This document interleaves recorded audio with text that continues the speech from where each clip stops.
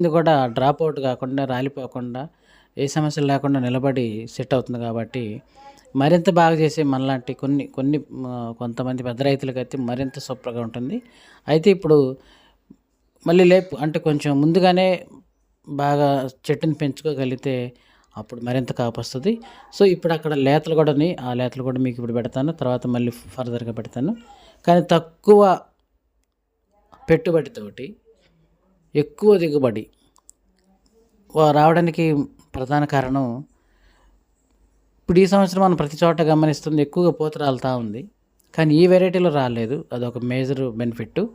Plus virus symptoms లేవు. ఎక్కడ ఒక మొక్క కూడా లేదు. అన్నిటిని తట్టుకుంటుంది. వేరుకులను కూడా తట్టుకుంటుందని చెప్పడం జరిగింది. మరియు జాలుబడ్డా గానీ, వర్షాలు అధికంగా వచ్చి జాలుబడ్డా గానీ మొక్కలు డ్యామేజ్ కాలేదు. దానితో పాటు చాలా సింపుల్‌గా నార్మల్‌గా ఎళ్తున్న